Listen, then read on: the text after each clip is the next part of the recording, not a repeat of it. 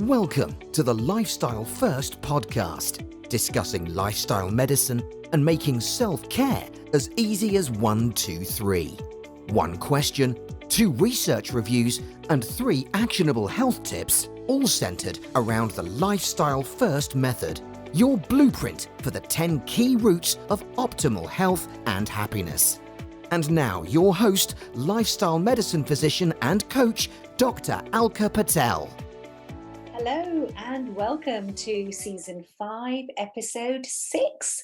Today we're continuing to chat with my co-authors of A Prescription for Healthy Living. And the theme in the Lifestyle First method we're exploring today is time out. It's really a pause to think about what influences your health.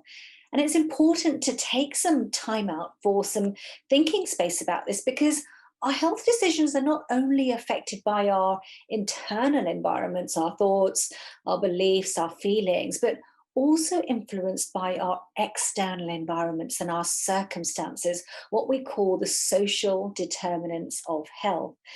Now, change is not easy, and sometimes stepping back and taking time out to understand our influences can then help us to navigate them better. And that's why today the one question we're discussing is, how can we approach lifestyle changes by taking time out to consider the effect of social and environmental factors that influence change? And 2 references to support today's discussion are the book, of course, A Prescription for Healthy Living, and the World Health Organization's Social Determinants of Health information on their website. So today I have with me 2 doctors who have co-written the very, very first chapter in A Prescription for Healthy Living. I've got with me Dr. Liza Kirtchuk and Dr. Wylie. So just to give you a little bit of background about them both. Lisa, she's a GP and she's a clinical lecturer in medical education at King's College in London. And she's very actively involved in helping medical students, and specifically how to learn to develop their professional identities and supporting them to understand, this is really key, not only how to help their patients make changes in their lifestyles, but actually for their own health and well-being too. And I think when she's not doing this, you will probably find her in her local park with her running buggy in one hand, toddler in tow, and I understand a new addition on the way as well. So congratulations, Lisa. And Anne as well. Anne is a lecturer also in medical education, and she's working in the Department of Primary Care at King's College. And Anne has a big interest in global public health, and she's published many other chapters, one of which is a chapter on global awareness in A Practical Guide for Medical Teachers. And Anne, I understand, is soon to be awarded an honorary fellowship with the Royal College of GPs later this year, which is indeed an honour, and it is an honour for me to have you both here today. So welcome both of you. Thank you so much. I'm going to just dive straight in with a question, if that's okay. So we're talking today about social determinants of health, and it's a phrase that we use and use quite often, but what do we actually mean when we are starting to think about health?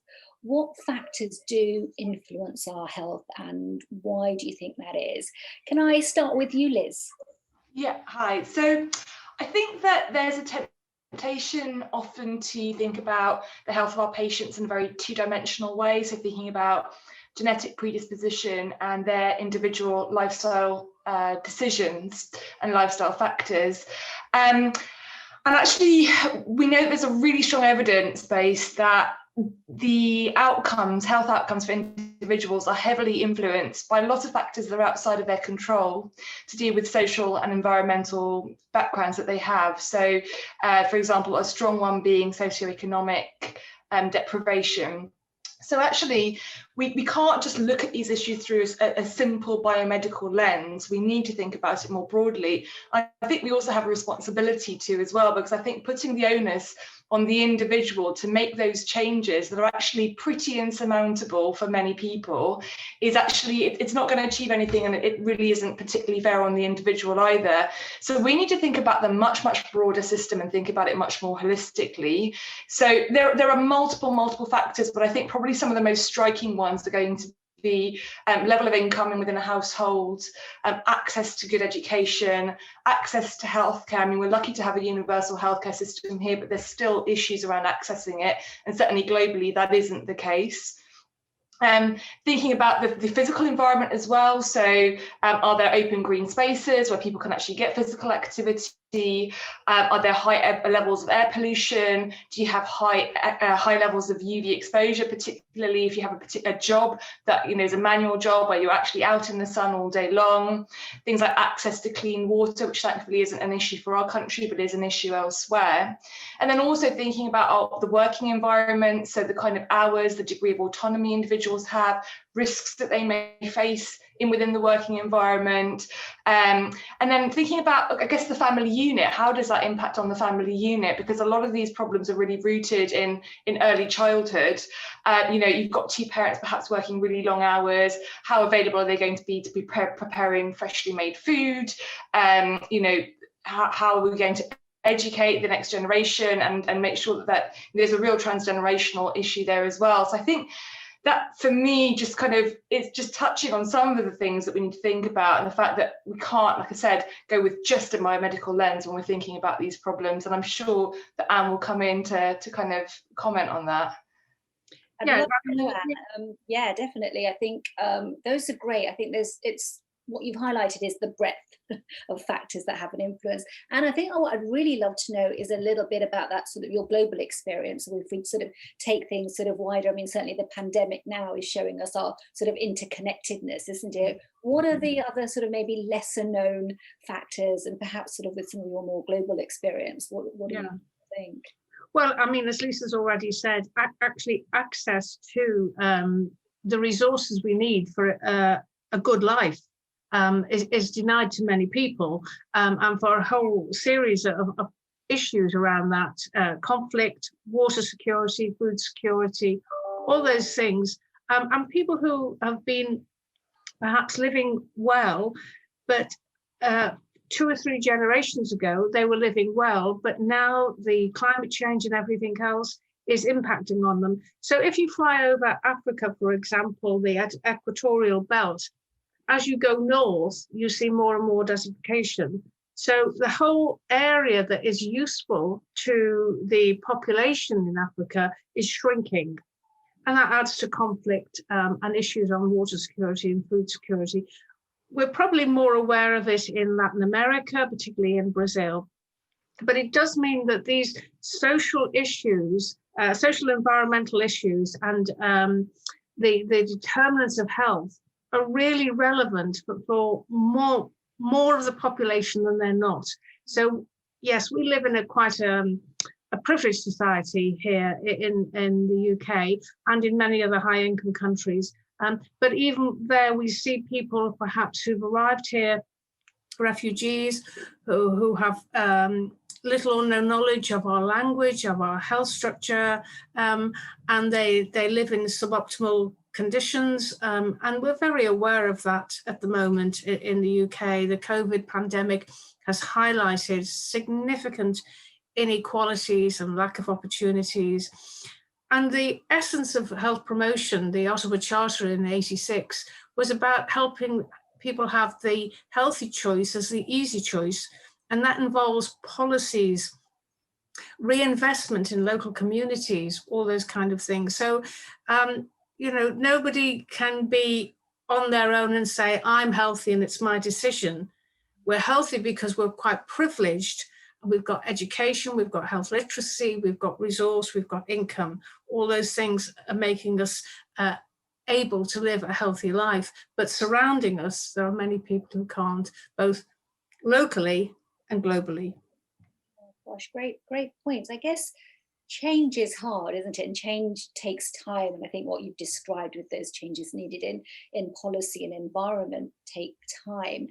I guess what I'd want to really know is, what can we do despite that? So knowing that there is a whole social environment around us, we can tend to move into using that as the obstacle for change, the block to change, and almost have this sort of despondent feeling that, well, unless there's big global change or unless there's big policy change, do you know what, I just can't do anything. But is there a way that we can twist that around? Because actually, what are the things that we are in our gift to do? Because we use the things that are closest to us, our belief systems, our confidence levels, our sense of purpose, our mindset, all of those things play a really big part, as well as that sort of macro level stuff as well. So what are your views about actually what can we do to sort of overcome some of those things that are much more closer to one of the key things is to be not only aware, but to be advocates for change. So, you know, in your local community, in your public health, what is going on? Who's disadvantaged? What can you do to change it? So this isn't politics in terms of party politics and extremism, but being an advocate for change and looking at how we make those changes. And so things like changing the environment as regard to smoking, for example. So we no longer have smoking on the bus, we don't have smoking on the train, and there were lots and lots of people who were very active in organisations. ASH was the main one, of course, but they weren't either for Labour or Conservative or right-wing or left-wing. This was about a public health emergency. And now we have the same with our climate change and with that. So it is about being an advocate. And because you see in your local community, whether you're a GP or in public health, you see these issues, you have to be quite vocal about how we engage with the people that can bring about change and work with those. Homelessness and things like that. You know, all of us need to be engaged with what's going on with the homeless community and what resources are being put in place or allocated. And political will is a complex thing, but political will is encouraged by the ordinary citizen who writes to their MP about this or about that, who is involved with NGOs that are working towards these things. So there's a lot of that. That's the bigger level. But at the very local level, you know, what's your working environment like? What have you done to improve the working environment that you are in? What's happened about sustainability at King's College London? What kind of food is provided in the restaurants? Obviously, we're not there at the moment, but we can all be really proactive in our local sort of setup to improve for everybody, not just for those who are in greatest need. Completely agree with you. So one thing that's landing on our doorsteps right now, then thinking about that sort of perhaps the bigger picture, is the obesity conversation, particularly in connection with pandemic and COVID, and I'd be sort of really interested to think about what are the initiatives that either of you have sort of been involved with. Lisa, I know you're very involved with the medical students and you're off sort of doing placements and projects. Is there anything sort of around obesity, food, nutrition, movement, all of those things that link into that that sort of maybe you've had experience of, and what those obstacles and barriers might have been to change in relation to some of the work you've been doing?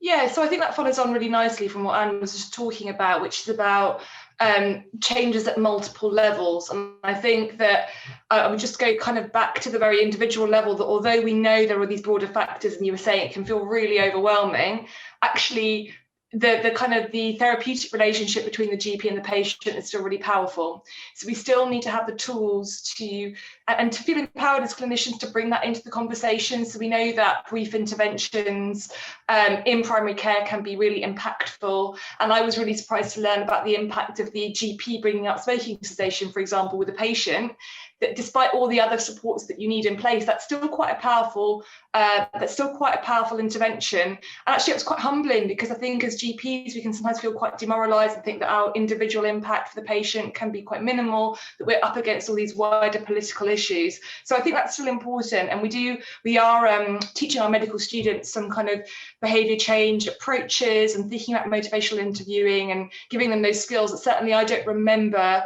from my days at medical school.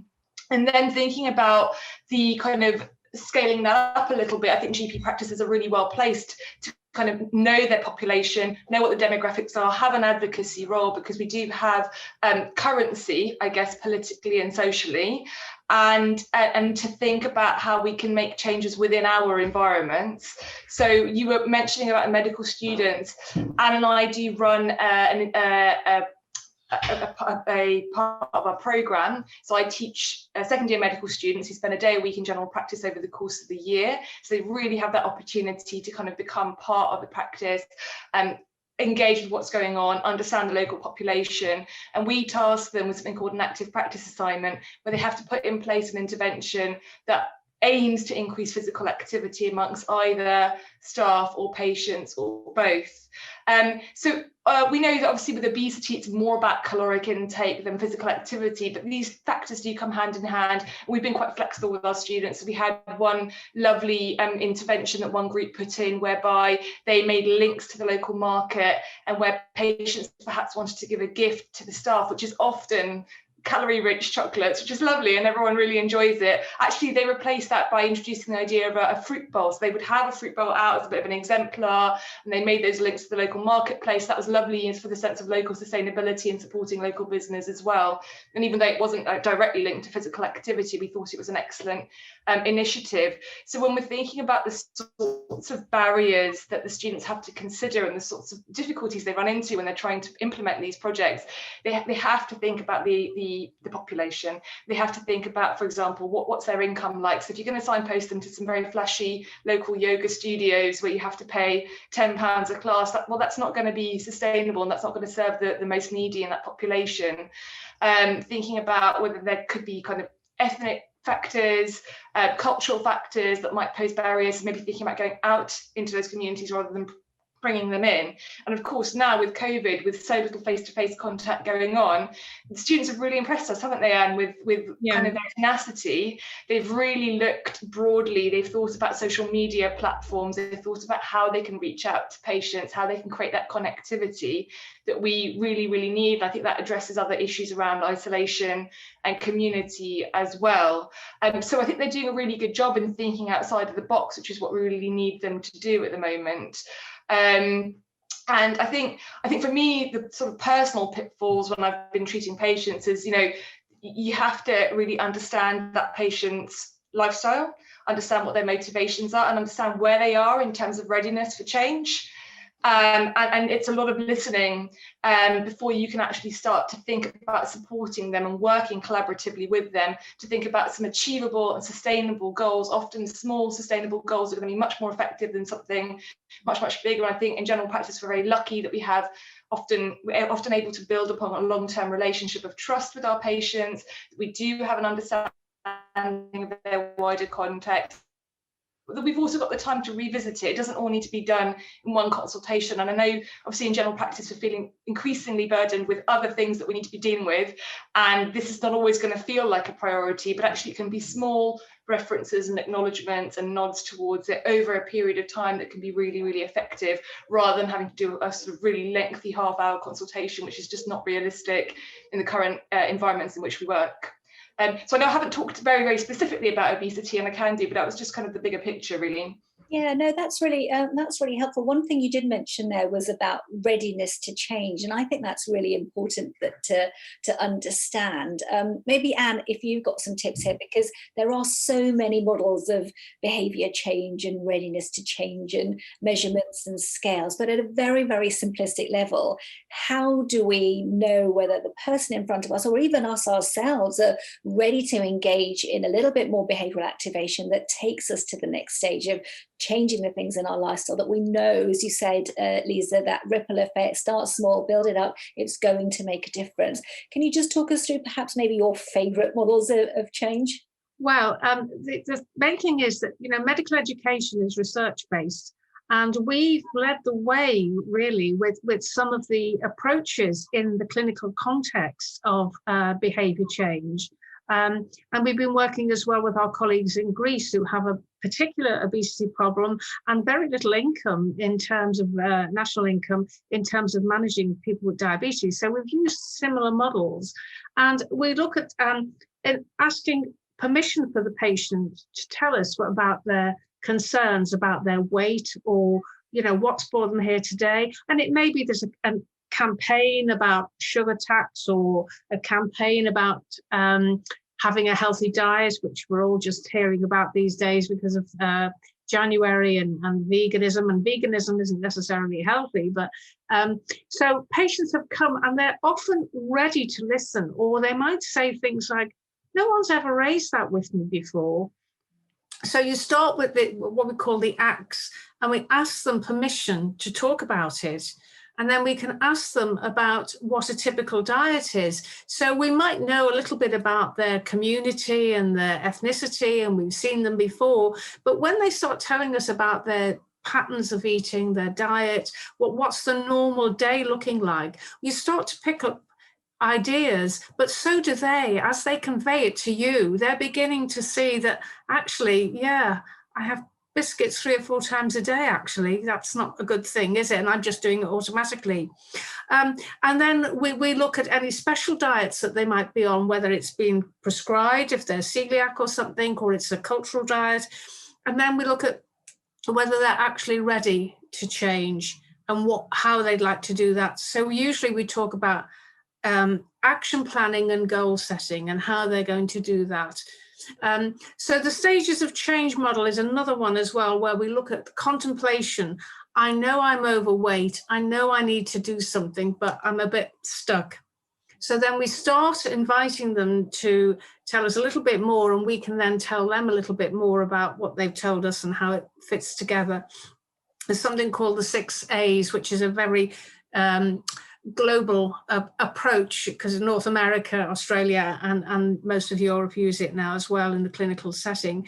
And so that helps you sort of have permission to talk about food.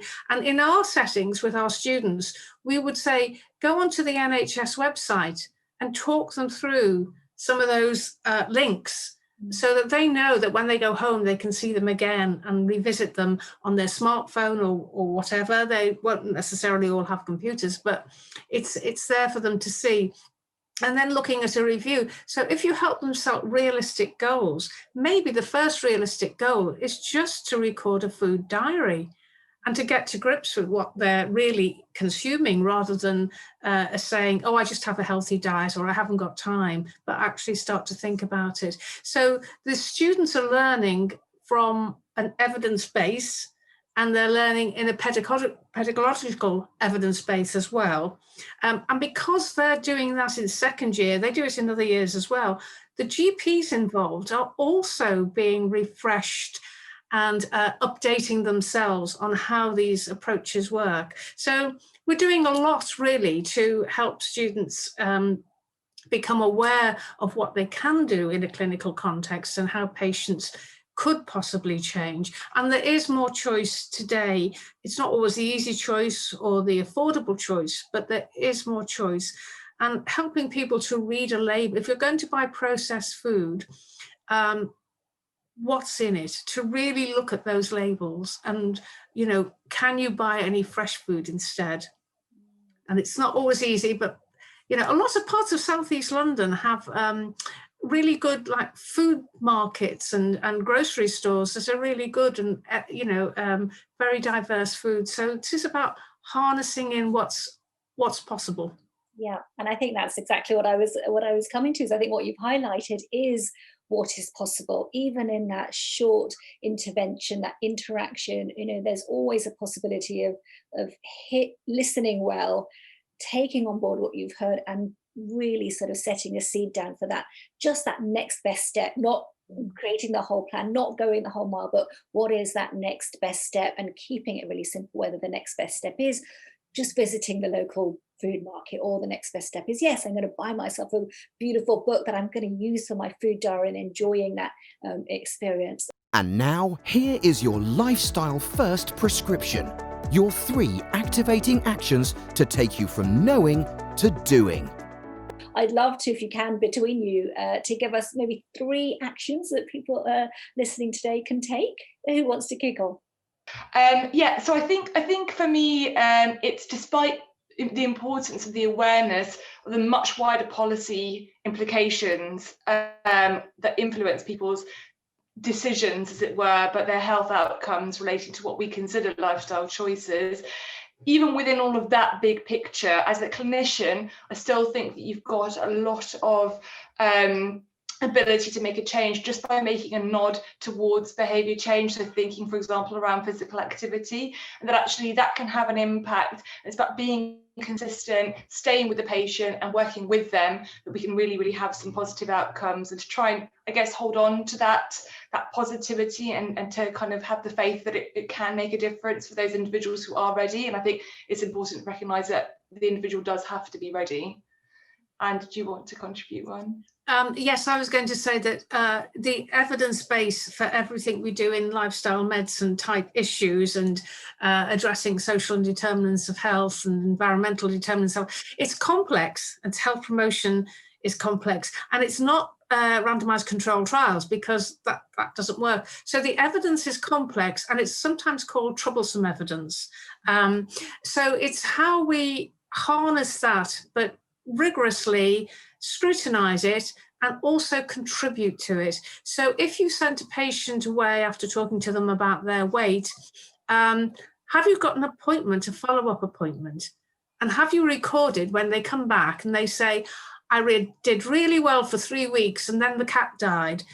You know, and how are we using evidence properly? And that's where it's often fragmented and difficult, but we need to be aware there is an evidence base, usually qualitative type research, and that we can all be contributing to that evidence base, because it's a synthesis of multiple paradigms that impact on healthy lifestyles.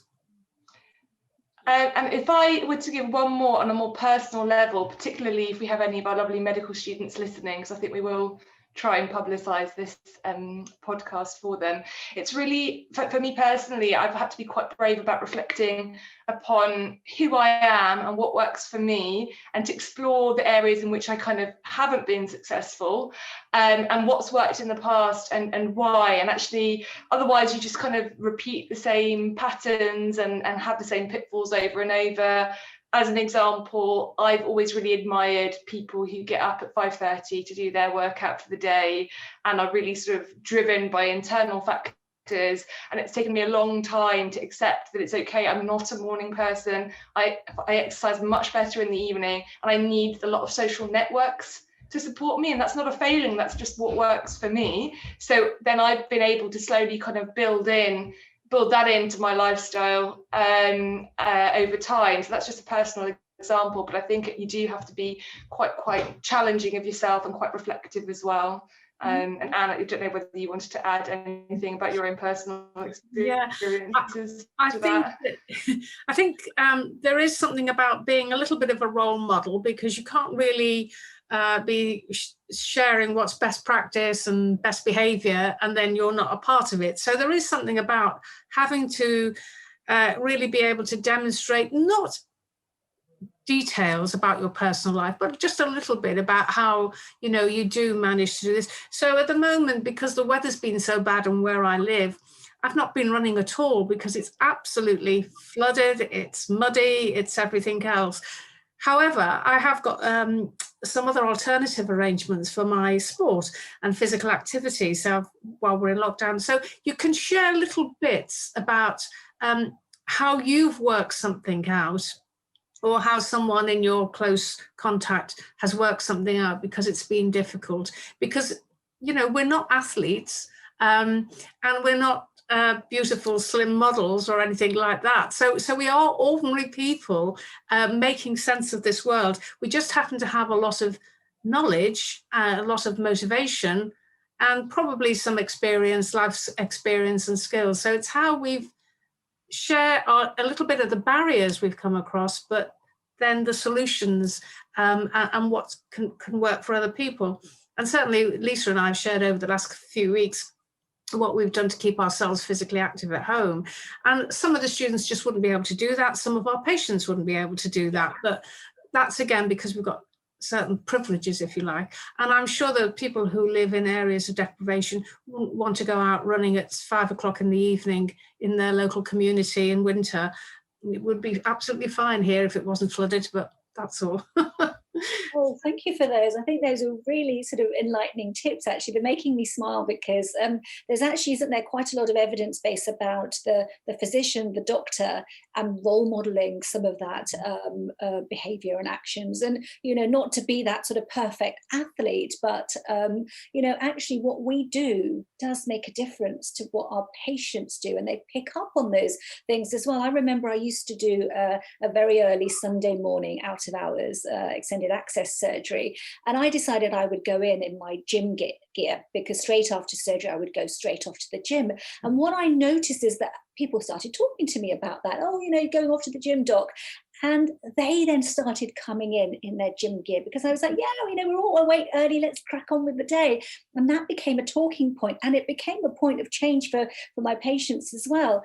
One of my biggest obstacles has always been drinking water. Now, it sounds like the simplest thing to do, but I just somehow cannot get my 8 cups in. And again, I remember having sort of, the big tall water glass on my desk with timings on it to say what time I should have my next gulp. And again, that became a topic of conversation for my patients. I could talk about my difficulties, they could talk about their difficulties, and suddenly we were all talking about change together. So I think it's really useful, actually, that last point, Anne, about just that element of role modeling, so we can bring into the conversations actually the things that we all want to talk about as well. So I love the way you've given us some suggestions for sort of that individual level, and then that sort of sense of community as well, and recognizing what is that local environment like for you that can actually be for you rather than being a kind of blocker for you, whilst we all then become sort of bigger advocates for change and are out sort of more nationally and internationally and globally sort of talking together. I think conversations feel like they're coming together much more widely now, don't they? The sort of pandemic has certainly brought us all together. Any final words? I just wanted to add to that comment at the end, really, that I am sort of part of a community of a lot of healthcare professionals that are really passionate about physical activity, and what you were saying about coming into your consultation active wear, it's just a really interesting cultural change, because I think it's a bit controversial. Some people think, oh, it's not professional. But actually, I know a lot of people that really advocate for that, or they'll put their cycling helmet in the background, or they've got a small set of weights in their consulting room that they maybe use between patients or standing desks. And I think it's a really nice way of making it relatable, of signposting, kind of subliminal background signposting about it, and showing how, because we don't really have the healthiest lifestyles as clinicians or academics, long hours sat at a desk, really. We don't always role model. I think for a lot of people that feels like an added burden. But we can actually signpost the small ways in which we are able to make those changes. I haven't been brave enough to do any consulting in Lycra yet, but there is still time. Well, I'd love to see that when it happens. Once you've done it once, you will do it. So that's amazing. Look, I'm sure people will want to get in touch with you, and as sort of students, Kings and beyond, are going to be listening to this. What's the best way for people to get in touch with you? We're at King's, so it's first name dot surname at kcl.ac.uk. So and I think I've given you a range of Twitter handles, both my personal one, and also we do have a QMEC Twitter account and Instagram account. So it's QMEC for KCL on Twitter, and I think it's QMEC Teachers on Instagram. But I don't know whether you're able to add that in text underneath the podcast. So you're very welcome to engage with us that way as well. Amazing, thank you. You've been incredibly insightful. I've loved chatting with you both. So we'll certainly be keeping in touch. Thank you so much, both of you. Thank you. Thank you, goodbye. And before I bring today's episode to a close, just a reminder that the doors to the Lifestyle First Academy are open with a course designed to help you discover, notice and activate who you are, what you want and where you are going, so that you can create a happy, healthy lifestyle. And I would, of course, love you to subscribe to this channel. Links are just below, so just subscribe and share so that you too can help spread messages of health that matter. Which leaves me, as always, to simply wish you a happy, healthy day. Thanks for joining us on the Lifestyle First podcast, making self-care as easy as 1, 2, 3. Don't forget to subscribe and share, and we'd love it if you'd be kind enough to leave a review. To learn more or to arrange a consultation, please visit www.dralkapatel.com. See you next time.